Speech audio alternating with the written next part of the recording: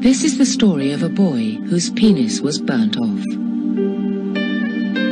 As a result, David Reimer was raised as a girl for the first 14 years of his life. She looked feminine in the face, because I grew her hair long. She was very pretty. I made her the fanciest dresses of any of the girls in the school. It is also the story of the psychologist who treated him. A man with a radical theory about what makes us male and female, masculine and feminine. He's brilliant. I think John is a brilliant man. I think he's one of the handful of most brilliant people I've ever met. Together, they helped form one of the most famous theories in the history of modern psychology, that a boy, any boy, could be raised as a girl. But the experiment went terribly wrong. I was told I was a girl.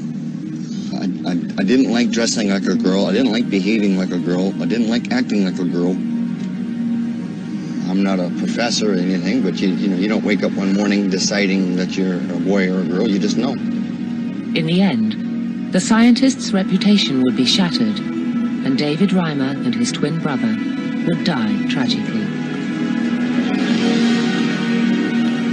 Tonight, Horizon tells a cautionary tale about how science, in a bid to prove a beautiful theory, can at times ignore the ugly facts, at dreadful human cost.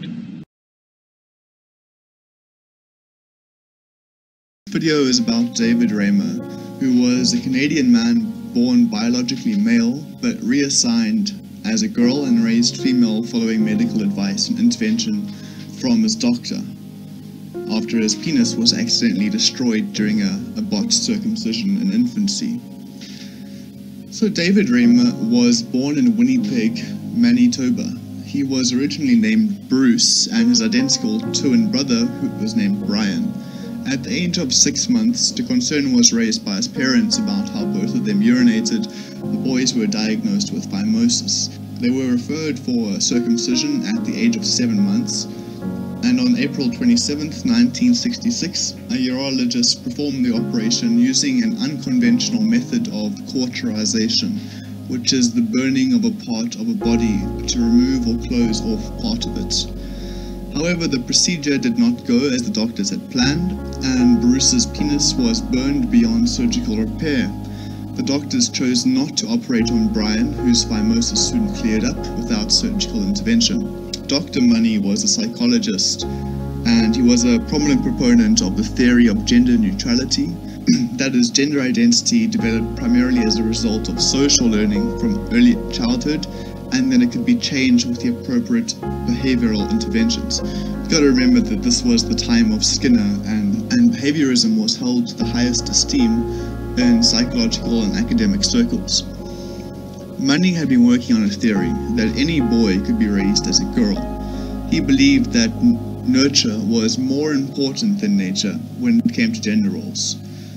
The Reimer twins provided Money with a perfect sample. 2 twin boys, one believing they were a girl, raised by the same people in the same way. This allowed Money to experiment on Bruce while using his twin brother Brian as a control. Money and his team persuaded the baby's parents that sex reassignment surgery would be in Reimer's best interests. At the age of 22 months, Bruce underwent a bilateral orchidectomy, which is an operation where his testes were surgically removed and a rudimentary vulva was fashioned. Bruce was reassigned to be raised as a female and given the name Brenda. Psychological support for the reassignment of surgery was provided by John Money, who continued to see the Reimer family annually for about a decade for consultations and to assess the outcome.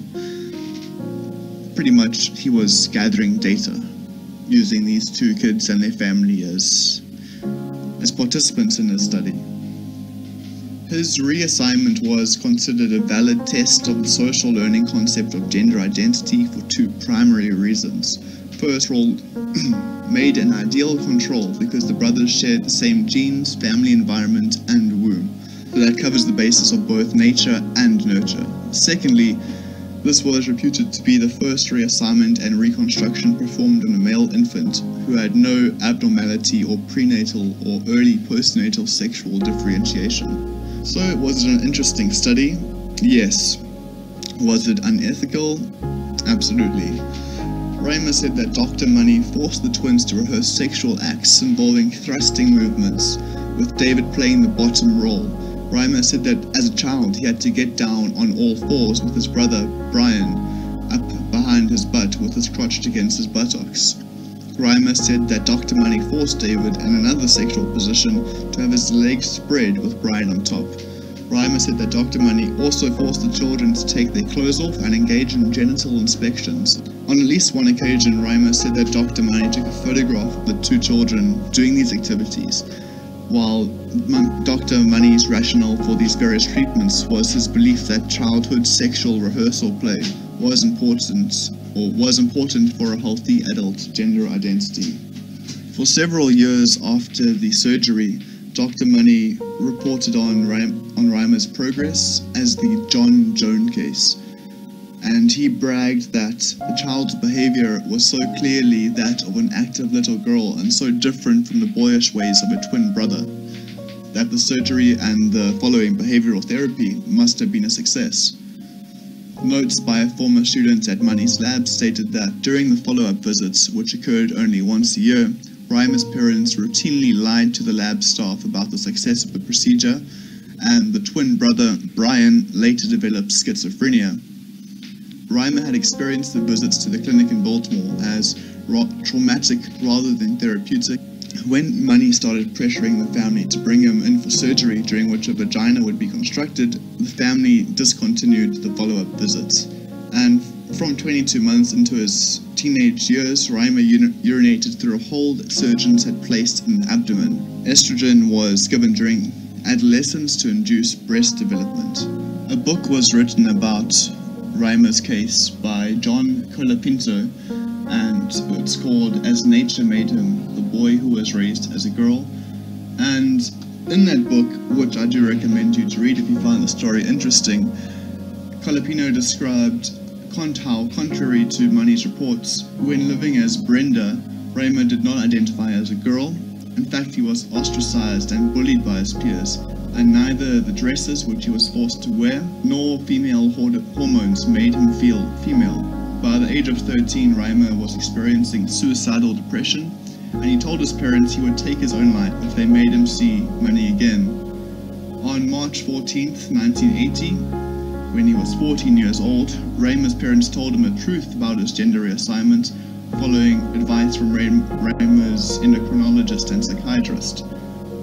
At 14, after having been informed of his past by his father, Reimer decided to assume a male gender identity, calling himself David. And by 1987, Reimer had undergone treatment to reverse the reassignment, including testosterone injections, a double mastectomy, and 2 phalloplasty operations. On September 22nd, 1990, he married Jane Fontaine and became a stepfather to her 3 children. In addition to his difficult lifelong relationship with his parents, Reimer had to deal with unemployment and the death of his brother Brian, who overdosed on antidepressants in 2002. On May 2004, his wife Jane told him she wanted to separate, and on the morning of May 4th, 2004, Reimer drove to a grocery store's parking lot and took his own life by shooting himself in the head with a sawed-off shotgun. He was 38 years old. And that is the end of this video. If you liked it and found it interesting, please like the video, and if you want to watch more videos like this one, subscribe to the channel.